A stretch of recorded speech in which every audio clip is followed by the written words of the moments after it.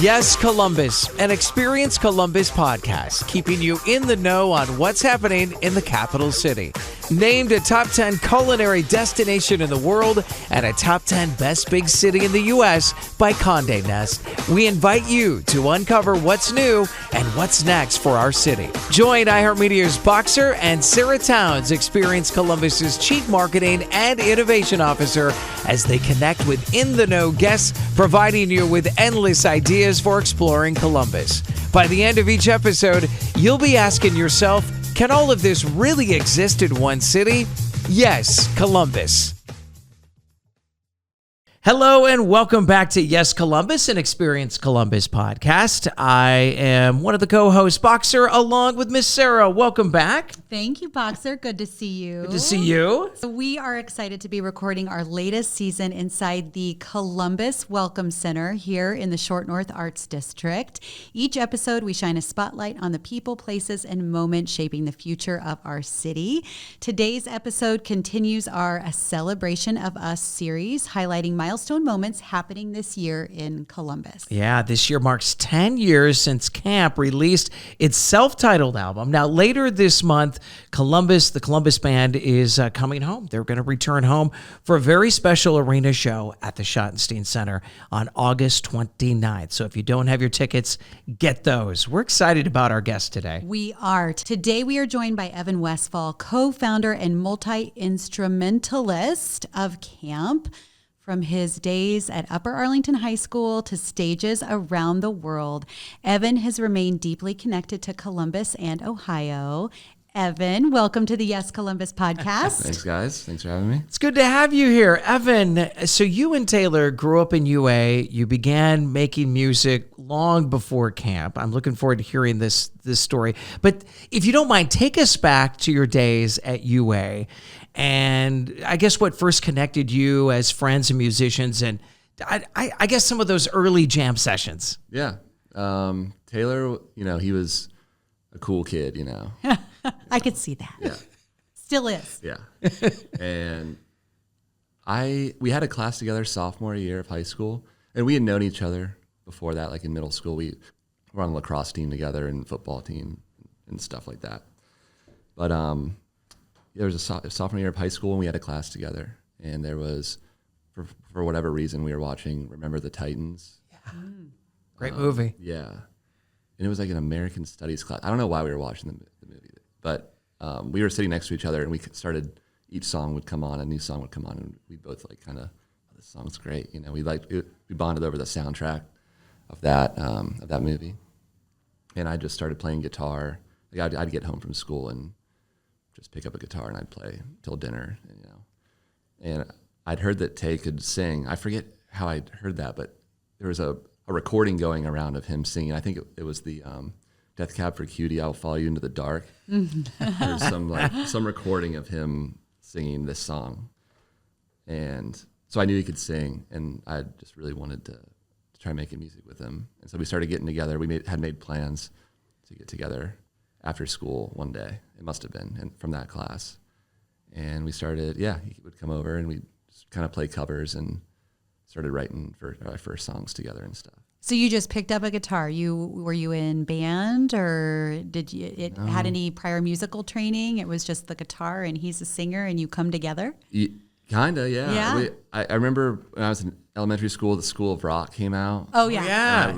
I became interested in Zach Mooneyham, the lead guitarist. He played the Flying V in that movie, and I really wanted an electric guitar. I remember from after watching that.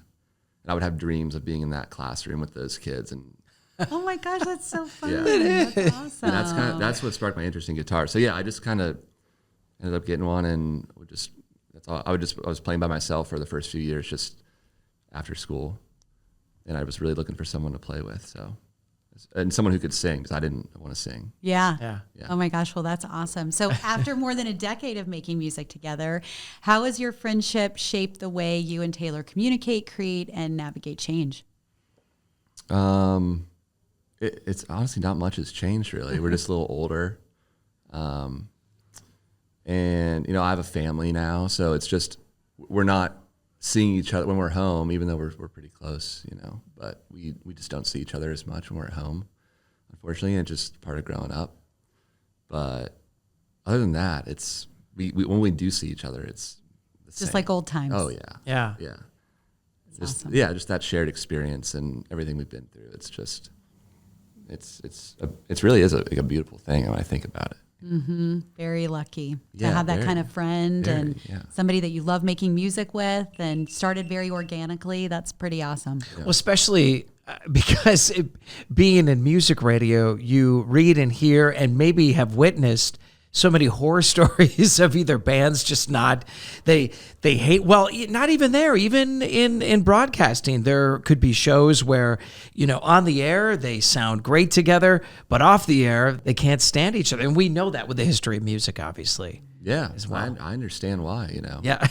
Spending a lot of time together. Yeah. Very creative. Lots of differences. Yeah, Yeah. being creative and, especially with like the multiple songwriter bands, there's a lot of that going on. Evan, I know you call Columbus home, obviously, but Caamp was founded in Athens. And I'm just curious, with Columbus and Ohio, are there things about the state and the area that have shaped the sound of what you guys do? Absolutely. And actually, Caamp was founded, I remember coming up with the name. We were in Columbus. Oh, okay. So I think we started working on these songs in Columbus. And then Tay moved down to Athens, and that's kind of where he started playing open mics, and I was still in Columbus. Okay. So yeah, and then I ended up moving down there what would have been our senior year of college, and we started playing like consistently these open mics and playing house shows and stuff. So correction. Sorry, yes, I didn't mean no, to be Band, no, a that's no, good. thank you. That's Thank good. you, we want Evan. to claim that. The But- band was founded in Columbus. It was Yeah, we're a technically founded in band. Columbus. Yes. Yeah. But we really cut our teeth in Athens, though. You really started to play And that's- there and break out. Okay. Yeah, exactly. Yeah. But back to your question, just our family and friends, being around, really, really inspires us, and to this day too. I think that's with the first album. There were a lot of references that are kind of hidden in there that are like nicknames and buds that we run around with and stuff, and that was a big inspiration for that first album. Was kind of like we're in this town, we are kind of looking to the future in a way, like we want to get out to tour, and we'll always look back and remember fondly on the place we left. That was kind of like the theme of the first album. So yeah, it's a lot to draw from inspiration wise. I always felt like you dropped, I guess from a movie standpoint, you dropped a bunch of Easter eggs in these songs, like local Easter eggs, if you will. Yeah, I like to think so. Yeah. I'm glad you think so as well. Yeah. That's awesome. So this marks 10 years since Camp's self-titled album debut. When you revisit those early songs now, what takes you back? What surprises you most about how far you guys and the band have really come? I think it's that first album was recorded in such a weird way, and we had our friend, our musical mentor, Jesse Henry, was Taylor's guitar teacher for a while, and he knew of a guy named Brad, who's a good guy, in Troy, Ohio, and he was looking to start his own little recording studio, and he was looking for kind of like guinea pigs to have, to try recording, and Jesse brought us in. We drove to Troy and stayed with Brad in his. He had a house, but he had like a camper in his backyard. Let us stay in his camper, and we recorded in this old Ford showroom that he ended up buying, and it was like the top floor of this old Ford showroom downtown Troy.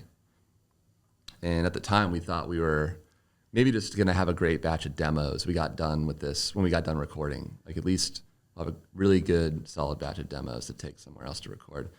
And we ended up just falling in love with the recordings of them. And those are the recordings that other people fell in love with. After we put it out, we decided to put it out, and that's what people first heard of us. And that's surprising to me, that part of it.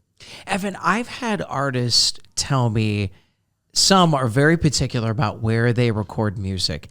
And the more obscure or out there, or like in Troy, for example, the better. they don't necessarily want a recording studio downtown. They want something either out of the city or in a barn. Or have you ever thought much about that with recording studios? Is that you as well? Yeah. Yeah. Oh yeah. I don't know. Some of my favorite recordings are the whole hissy demo type recordings. Anyway. Oh yeah. I don't know. It's like there's soul to those recordings, and it can get a little sterile, if you spend too much time mixing or, recording. And so I don't know. We've always just been like, let's get in and do it in one, like couple days, and just like one stint, I'm not going to lie, with the innovation of so much new technology when it comes to post-production. And Sarah, I know I'm getting into the weeds a little bit, but I'm thinking AI, I'm thinking, Adobe and Pro Tools and all this stuff I use on a daily basis, so I can hang with you with some of that. But you talked about hissing and some of the snap, crackle, pops. With this technology, you don't necessarily ever hear that anymore unless you put it in on purpose, and it's refreshing to hear, like to think and remember what it used to be like. Yeah, I completely agree. Yeah. Yeah, I don't know. There's just something about it. Nostalgic, maybe. I don't really know. Maybe, yeah. I feel like people are starting to come back around to that with their recordings, and a lot of kids have little home setups in their bedrooms now. Right. My son is one. Nice. Oh wow. Yes. Yeah. People are getting 4-track tape machines and are just setting up in their rooms, and I think that's really cool, and I think people are coming around to. Yeah. Do you think, one more quick question about that? Do you think that's why vinyl is so popular right now? Yeah, I think people want something. They want to own, take ownership. Something of their physical. Physical, and like their music, and it's kind of like your own taste. You can show people your taste physically. Yes. And I think that's really cool. And even CDs, I think CDs are going to come back around. And even if you really have no way to play them, I think they're just cool. Like books on a bookshelf. You set them up and you show people, I'm listening to this. And I think there's something really special to that will never truly go away. Agreed. We have tons of vinyl in our house and huge investment in CDs all of a sudden, which makes both my husband and I, we're like, we have gotten rid of CDs over the years, and now our son is buying so many CDs. Good for him. Like, I need to go back and get an old school CD rack like I used to have in the 90s. Those booklets that you can flip through. Yeah. 6-disc changer. But he loves them because, he says he does a lot of music mixing. He's a drummer. He goes to UA High School as well. But and it's just a passion of his. But he's like, I can actually pull the music off. I can mix it. It's like he's just having the best time right now. He's so young to realize that. That's his most recent purchase. He traded something. He's always trading musical instruments, trading in, trading up, and we have multiple drum sets. And honestly, he could have his own little studio, because there's so much in the house right now. But he just bought the most massive speaker I have ever seen in my entire life. He can barely lift it. He does lift weights, so I guess for the speaker. But so he'll just kind of mix music and play music for his friends. And I want to come over. I want to hear this. The other night, my husband and I drove in, and we're like, "Is that Walker in the backyard? Is that coming from our house? Are we going to be in trouble?" But no, it's really cool whenever they come together and make music. So. That is cool. Well, Evan, this anniversary year also brought a full circle moment.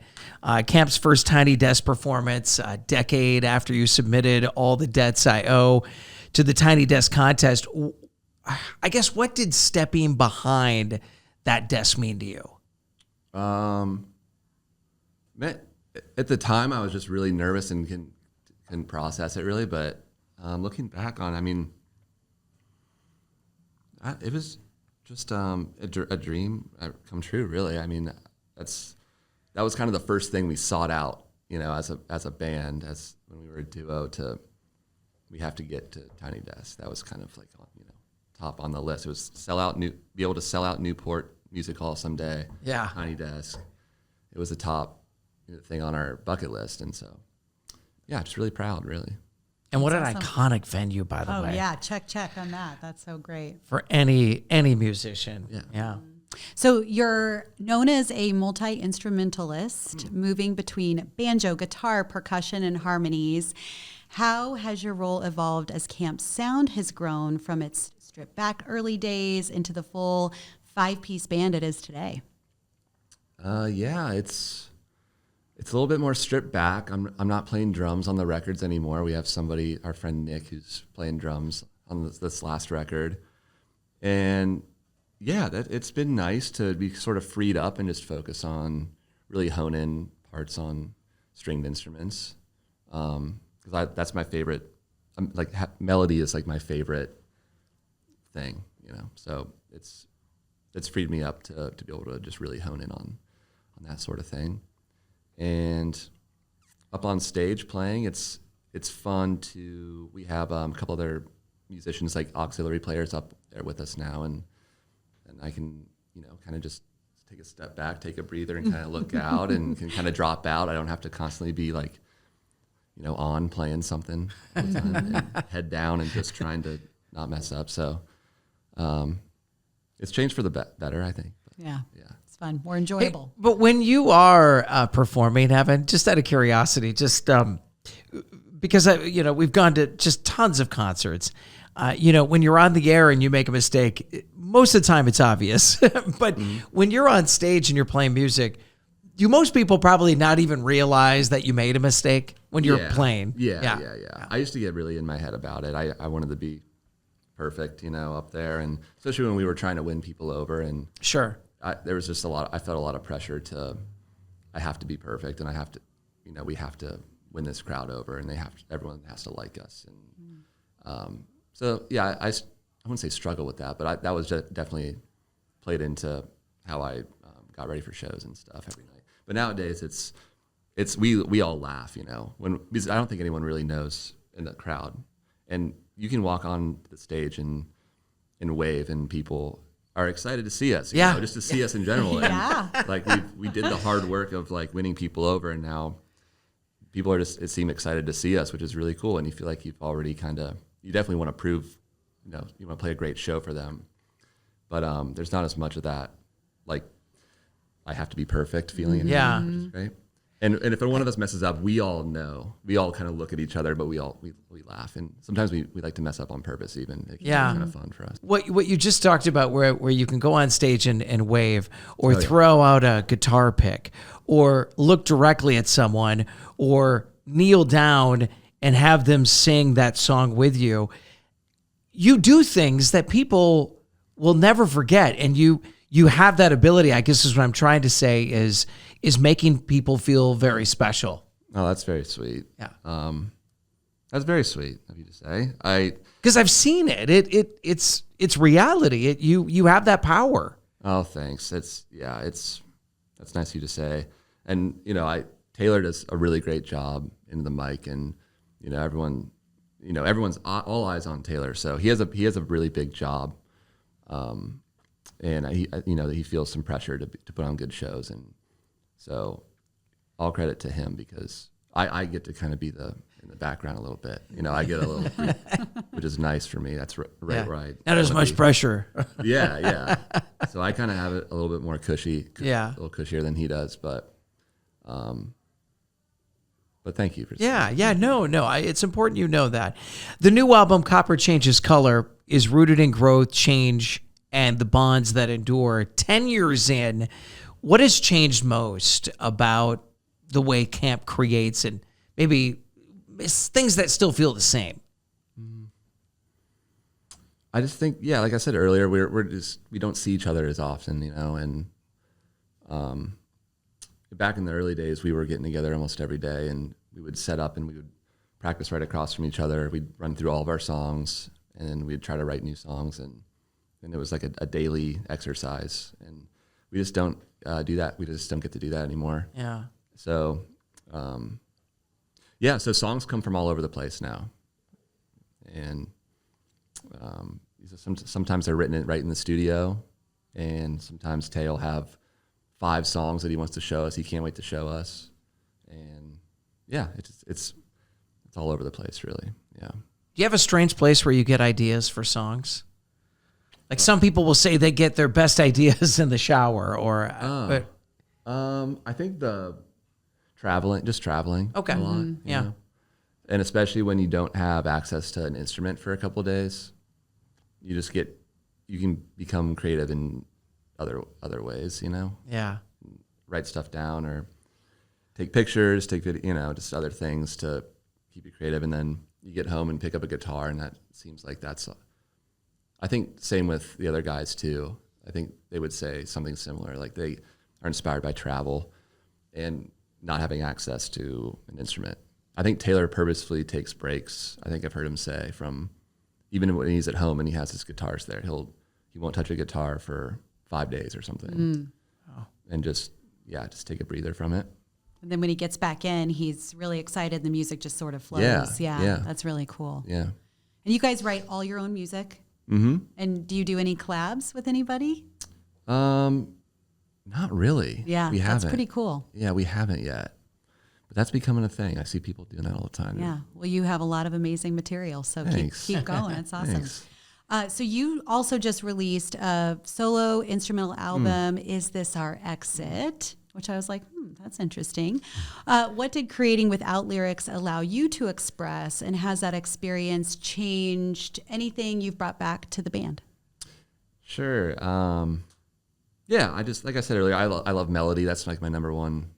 The first song I ever wrote, I remember, I could probably play it for you still. It was in high school, and it was like an instrumental song, and it was not great, but it was instrumental. And I never really wanted to sing, and I don't think I'm a great lyricist, and I was never really into that, writing and singing. So I just thought, I wanted to try making instrumentals, and I always have, but I just decided to put a couple out that I was really excited about, just for fun, really. But I learned a lot. I started playing in open tunings on guitar, which is the first time I'd done that, and I think that was cool to bring open tuning ideas into the camp sessions and stuff, and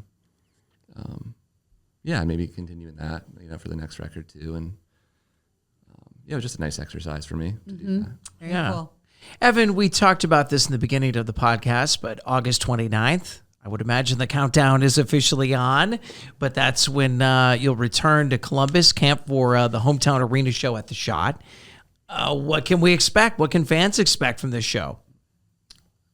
The Caamp show. I don't know. We're going to get up there and play our songs, probably about 22 songs. No gimmicks or anything, We're just going to kind of get up there and do our thing, and that's about it. Just to our friends and family this time. That's awesome. Yeah. We have some big fans in our house for sure, so can't wait. So through the Great Heights movement, Caamp supports causes including music education, social justice, sustainability. With every $1 from every ticket sold on this tour supports this effort. So why is this important to build this giving back into the band's work, especially here in Columbus? Yeah, it means, this place means so much to us. It's where we grew up, and we plan on staying here. And we'd like to hear that. Yeah. Yes. And yeah. As we're getting older too, when we were in our early 20s, we were trying to build this band and make it work. So we're at a place now where we can kind of sit and reflect and try to think about different ways to help our communities and people around us. So we're really excited to start digging into that, and we have some fun things we've been planning for the Great Heights movement as well for next year, maybe even later this year, and doing like events and stuff, and cool, gathering people and having fun that way too. Love it. Well, keep us posted. We'd love to help you with that. Thank you. It's amazing. Thank you. It gets me really excited too. This podcast is dedicated to all things Columbus, what we're saying yes to. What makes me really excited is we're at a day and age now, Evan, where, and I don't know if you and Taylor ever had this in your mind, like, wow, for us to really be successful, we're going to have to move to LA or New York. And here we are, it's 2026, and you don't have to do that anymore. You don't have to do that. Yeah. That's got that's got to feel pretty good. So I guess adding on to that, when you are home and you have some free time, what do you like to do to spend your free time in Columbus? my wife and I just had our first kid 3 months ago. So Congrats. Congrats. You look pretty rested. Are Yeah, I things know going you okay? do. my wife has me on the new skincare routine, so maybe that's part of it. Oh, that's Well, good you look too. great. Yeah. No, right now we're just fully in kid mode, but which is great.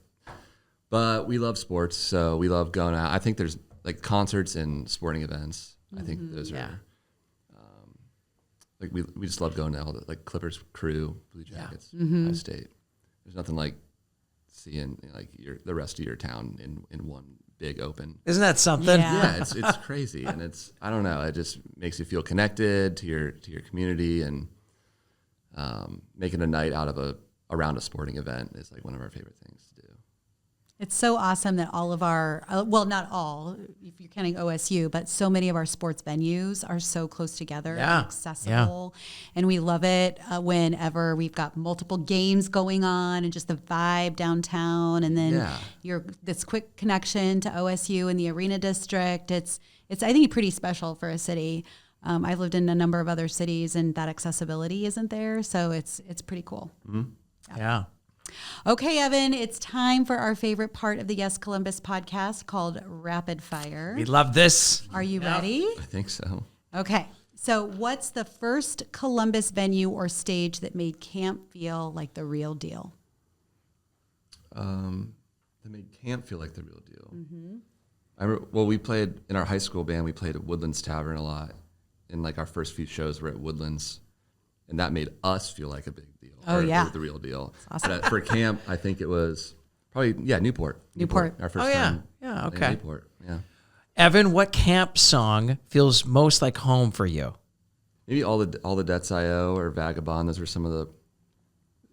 two of the first songs that we were just at my old house we weren't in high school at that time, but the house I grew up in when he showed those ideas to me in my house. So I think some of those early songs. Makes sense. That's awesome. If a fellow musician had one free day in Columbus, what would you have them do?